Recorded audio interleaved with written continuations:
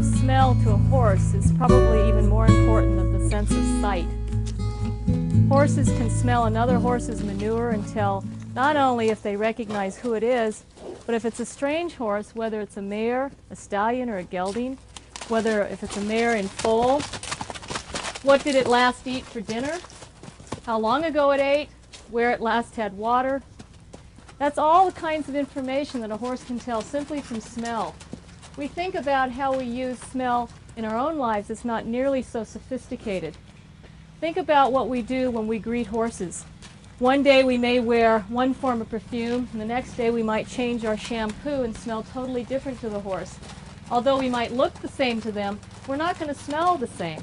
That can be very confusing to a horse that lives in a world of smell.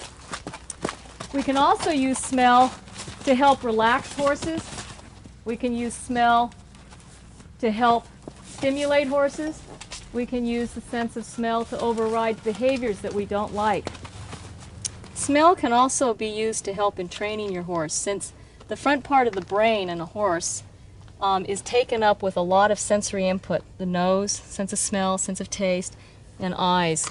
You can use a sense of smell in a horse to override behaviors. For instance, if you have a horse that's very aggressive, one of the fastest ways to override the thought process is to use something like water with apple cider vinegar in it, which I have in this, and it's so strong that usually horses that aren't used to the taste will make a phlegm response like that, trying to get a better smell to process in their brain. Have I tasted this before? Have I smelled this before? Do I remember this? And this is how a horse tries to get it. This requires so much attention in the brain that literally they can't think of what they were doing, and you can stop a horse dead in their tracks if you can get a sense of smell that's strong enough to overtake the brain. You can also use a sense of smell to help in relaxing your horse.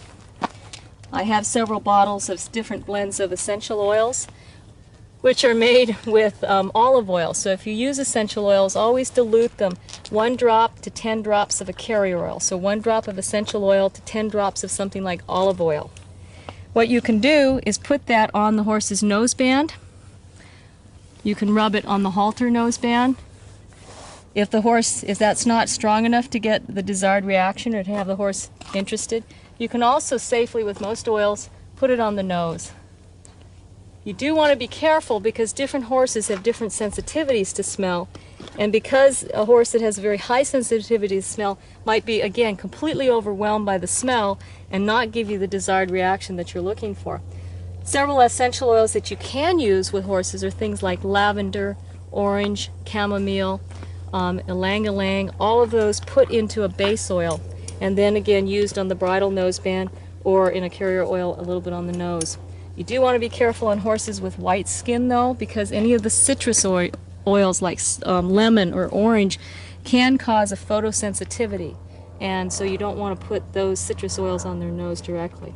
You can use smell in training, very much like we use sound, that if you give the horse the same smell before you ask for some new behavior, the horse starts to learn that every time it smells that, it's going to get asked to do something. And then of course then it helps if you back it up with reward too. So the horse's world is very much around smell. If a horse is blind, they can still survive in a herd as long as they can smell.